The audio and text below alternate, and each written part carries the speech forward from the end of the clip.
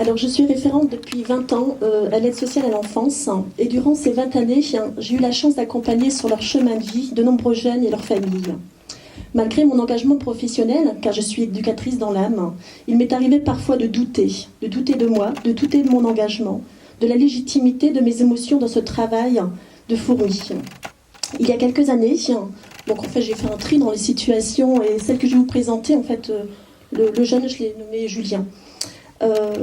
Donc j'ai accompagné un jeune qui a été accueilli dès l'âge de 18 mois par le biais d'un placement suite à de graves maltraitances parentales. Ce jeune avait développé de gros troubles du comportement. Il était accueilli en famille d'accueil jusqu'à ses 12 ans à peu près. Et suite au décès du mari de l'assistante familiale, qui était son père de substitution, cet enfant a complètement décompensé et il a dû être réorienté en établissement. Moi, j'ai fait sa connaissance quand il avait 15 ans, au départ de son référent depuis ses 18 mois. Donc une nouvelle rupture très importante d'un homme important dans sa vie. Ce jeune, lorsque je l'ai connu, il était dans un lieu de vie, dans un autre département. J'ai dû aller le rechercher en catastrophe parce que son comportement est extrêmement violent. Les accueillants ne pouvaient absolument plus l'accueillir alors qu'il était tout seul, en fait, durant toute la semaine. Et toute la journée, en fait, je me souviendrai, je pense, tout le reste de ma vie, de cette grosse galère de trouver un lieu d'accueil. Une OPP avait été demandée pour qu'il puisse intégrer une unité psychiatrique qui accompagnait les adolescents. Et des gros passages à l'acte dans cette institution ont amené en fait les professionnels à faire un droit de retrait. Ces jeunes a été accompagnés par un vigile en fait, H24. Droit de retrait? Un droit de retrait. N'est-ce pas? Ça n'existe pas en Belgique. Les professionnels qui étaient des infirmiers, en fait, leur vie était en danger du fait du passage à l'acte du gamin qui les frappait. Il était extrêmement violent avec eux. Donc il y a eu une intervention qui disait voilà, on n'intervient plus auprès de ce jeune, donc il nous faut nous protéger.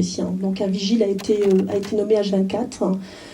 En France, en fait, on intègre les unités adultes à partir de 15 ans et 3 mois. Et notre petit Julien, lui, a intégré l'unité quelques mois auparavant, adulte, parce que voilà, il n'y avait pas de prise en charge possible dans l'unité qui était normalement adaptée à lui. Il a intégré cette unité psychiatrique. Alors, il a été vraiment... il a bénéficié d'un traitement qui l'a complètement... endormi, je dirais. Je me souviens des temps où j'allais le chercher, où j'allais le voir et où j'avais un gamin qui était complètement amorphe, qui ne pouvait pas entrer en contact avec moi tellement son traitement était très très fort. Mes collègues qui ne savaient pas forcément où j'allais, quand ils me voyaient rentrer avec la tête que je faisais, ils savaient très bien que j'étais allée voir Julien.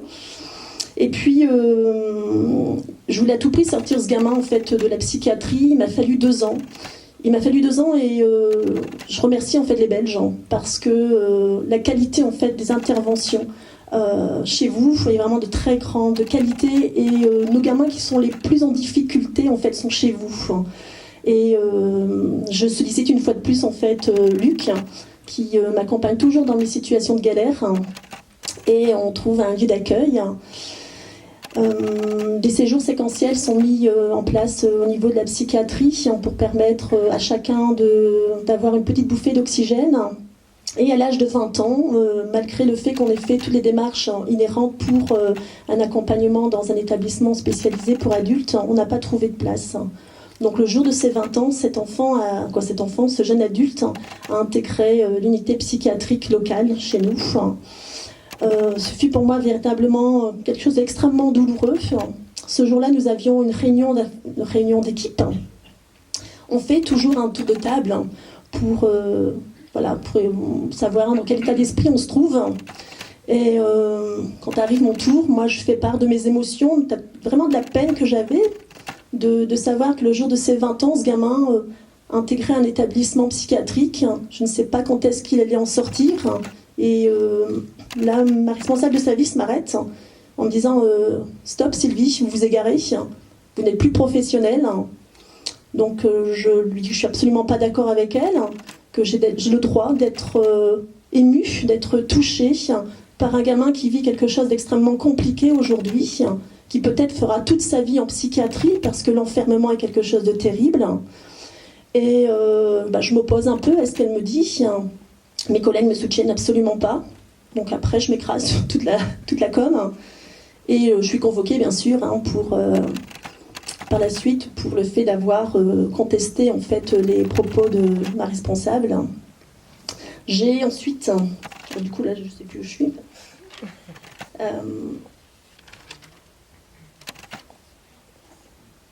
Attendez, je recherche.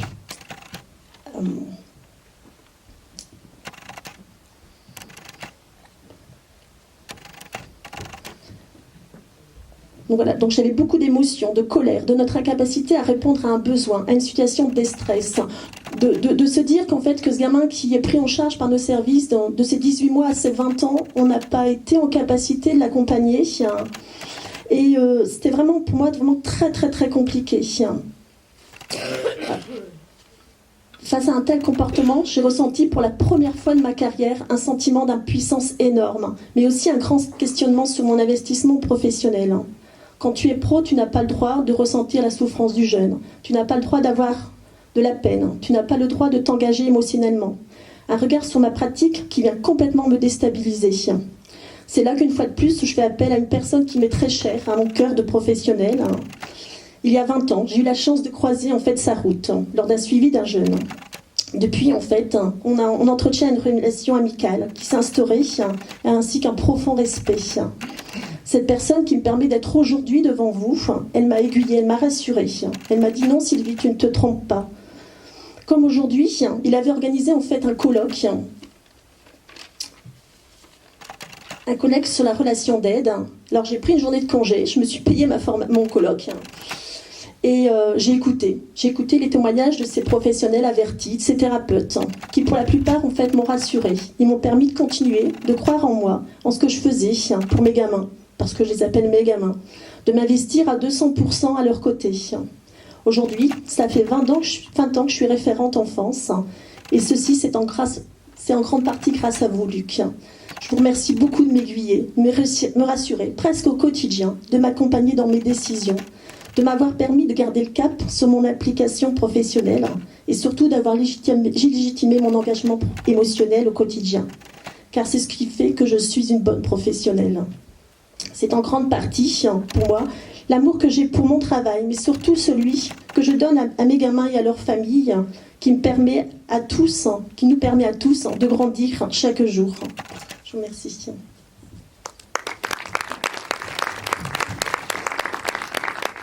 Merci beaucoup. C'était pas le bon de commande, toute cette flatterie. Mais je te remercie beaucoup. J'ajoute un autre témoignage. J'avais demandé à une assistante familiale de venir de se livrer au même exercice de livrer d'elle une situation où l'amour est en jeu et où elle est recalée. Parce qu'en tant qu'assistante familiale, elle met la question de l'amour en jeu dans son travail.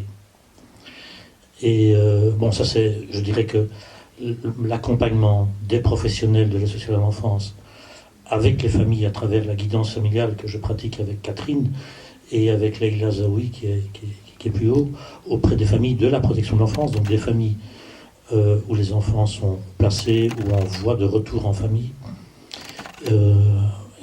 et avec les assistantes familiales, on se rend compte qu'il y a un tas d'interdits sur cette question d'amour. Et ici, précisément, j'aimais bien que dans notre conversation, que tu puisses reprendre, témoigner de ça. On se rend compte de l'incapacité de l'institution à offrir à son personnel, à Sylvie ici en l'occurrence, à lui offrir la contenance qui est indispensable à n'importe quelle relation d'aide. Une contenance qui vient de ce que nous construisons les uns et les autres, à travers notre formation, à travers le chemin psychothérapeutique que nous pratiquons, mais aussi à travers nos équipes. Notre équipe est notre premier tiers, et on comprend tout de suite la difficulté de l'institution dans laquelle tu travailles, de t'offrir la nécessaire contenance dont tu as besoin. La contenance, c'est ton équipe est ton premier tiers. Si elle veut bien exercer cette tiercité. Et c'est cette tiercité circulante en équipe qui fait que la question de l'amour dont tu parles dans ton travail peut être métabolisée de façon soignante. Si tu es tout seul, et c'est pas seulement vrai pour un éducateur ou une éducatrice, si tu es tout seul dans cette démarche, il y a peu de chances que tu t'en sortes. Et mon métier aujourd'hui, c'est d'aller à la rencontre des institutions et plutôt de bouleverser un peu le système institutionnel pour que le système institutionnel ose et ambitionne cette prise en compte des besoins fondamentaux de son équipe. C'est un challenge terrible, c'est l'Everest. On est au b.a.-ba. Sur le plan théorique, tout le monde le sait. Dans toute la littérature sur la relation d'aide, sur la psychothérapie, cette question est abordée. Moi-même, dans la préface d'un livre sur les troubles de l'attachement, un livre de Rigard, j'ai abordé cette question, mais elle est très difficile à mettre en pratique. Donc elle se parle, elle se conceptualise, mais elle est difficile à pratiquer. Le témoignage d'assistante familiale qu'elle aurait pu raconter, mais ici c'est une autre assistante familiale, je me souviens d'un jeune qui a été proposé à l'adoption. Il a été proposé à l'adoption dans une situation idéale. C'est un enfant avec une énorme souffrance physique. Il a des brûlures du 3e degré sur une grande partie de son corps, ce qui a mis sa vie en péril à un an et quelques mois. Sa mère l'a ébouillanté. Il était bien évidemment retiré de chez sa mère et confié à une assistante familiale. Et vers 12-13 ans, il est proposé à l'adoption après un parcours pénible de soins de santé, bien entendu, mais aussi de soins de santé mentale. Et il est repéré par un travailleur social de l'aide sociale à l'enfance qu'il propose à l'adoption à une famille dont monsieur est médecin et madame infirmière. C'est le bonheur. Oui, c'est le bonheur, mais pas tant que ça. Parce qu'après 2-3 ans d'accueil, les choses deviennent épouvantables dans cette famille. Elles deviennent épouvantables parce que quand moi j'accueille cette famille pour travailler avec elle, je me rends compte que le professionnel, l'institution, a opéré selon les codes établis, selon les procédures établies, à faire un bon travail de préparation de l'arrivée de ce jeune dans la famille. Mais personne ne s'était intéressé à la question du deuil. Il a été élevé de 0 à 3 ans dans l'amour. Un amour très difficile à donner. L'amour avec un petit de 1 an, ça démarre. Rappelez-vous les théories d'accordage. Je vous renvoie à Marcelli quand il écrit La surprise, la chatouille de l'âme, où il parle de ce qui se passe sur la table à langer. Comment on fait avec un enfant qui a le corps brûlé pratiquement partout et qu'on peut à peine toucher? Eh bien, elle y arrive. Elle y arrive en développant une capacité d'amour infinie, qui n'est jamais parlée, qui n'a jamais de reconnaissance. Et 2-3 ans après le placement, la crise vient. Moi, je prends conscience que ce jeune est en train de démarrer dans la colère et dans la rage et dans des manifestations très pénibles quelque chose qui est de l'ordre du deuil par rapport à cet amour-là. L'institution a fait tout ce que les livres disent pour préparer l'accueil, mais on n'a pas travaillé le deuil. Ce qui veut dire que pendant des années, on n'a pas donné à cette assistante familiale le statut qu'elle mérite avoir dans cette capacité de don énorme. Mais de don que moi j'ose appeler un don sous chapeau de l'amour. Et ce qui veut dire que si on ne prépare pas le deuil, si on ne travaille pas le deuil, c'est parce qu'on ne reconnaît pas cette instance-là. Pire. Aujourd'hui encore, dans les placards de ces institutions, on dit encore, et tu le disais, hein, c'est en tout cas ce qu'on peut repérer dans ton propos, l'institution ne sait pas faire ou ne veut pas faire avec cette question de l'amour. La contenance dont tu avais besoin, c'était qu'on puisse mettre l'amour sur la table et en parler et en dire quelque chose qui permette éventuellement que tu puisses le métaboliser sans souffrir. Que cet attachement à cause de ce jeune, elle est, je dirais, presque indispensable. Le jeune a besoin de cet ingrédient dans la rencontre pour investir et pour peut-être passer à autre chose dans son existence. Mais non, là, on se rend compte que ce statut est ignoré, méconnu. Méconnu, c'est un processus actif et non conscient de non-connaissance. Donc il est non connu, cette question d'amour. Alors moi, ce que j'ai dû faire, c'est que je suis allé, donc 3 ans après l'adoption, en accord avec la famille adoptive, en accord avec le jeune, je suis allé rencontrer l'assistante familiale. Et une dame qui était retraitée, et je suis allé reconnaître l'amour dans lequel elle était, toujours par rapport à cet enfant.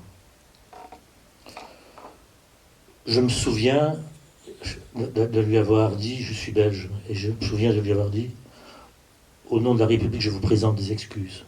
Vous avez été maltraité. C'est innommable qu'on ignore à ce point la capacité d'amour qui a été utile pour cet enfant, utile et soignante. Et à partir de là, à partir de cet acte de reconnaissance, on a pu se mettre au travail avec la famille d'accueil et le jeune sur cette question du deuil et avancer dedans et alléger un peu. Voilà. Ce travail de deuil, je le fais encore aujourd'hui très régulièrement.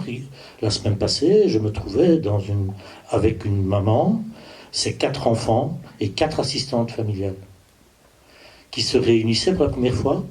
Et un des enfants les plus petits, c'est-à-dire un des enfants qui a été placé quand elle avait 2-3 mois, et qui est aujourd'hui 4 ans, 5 ans, manifestait depuis ma première intervention, où on me demande d'assister les professionnels à un retour en famille, elle présente un signe d'agitation. Donc je rassemble la famille et les assistants familiales m'ont dit, mais monsieur, qu'est-ce que vous faites? On n'a jamais fait ça. Donc elle se connaissait, et après la première rencontre avec moi, ces 4 assistantes familiales qui s'occupent d'une même famille ont échangé leur numéro de téléphone. Ce qui veut dire qu'il n'y a pas de contact et qu'il n'y a pas de travail sur cette dimension-là. Et qu'elles étaient bien embarrassées, sauf une qui était un peu plus audacieuse, pour parler de l'amour. Or, il était bien question de ça. Il était bien question que la maman soit en capacité et progresse dans un travail que j'ai fait avec elle parallèlement, qu'elle progresse dans un travail comment dirais-je, de libération des enfants. Un truc du genre, je me réjouis de vous voir assis sur les genoux de Tata. Ça me fait du bien de savoir que vous êtes aimé, et j'arrive moi mieux à m'endormir quand je sais que vous êtes dans de bons bras, que vous êtes aimé, je dors mieux.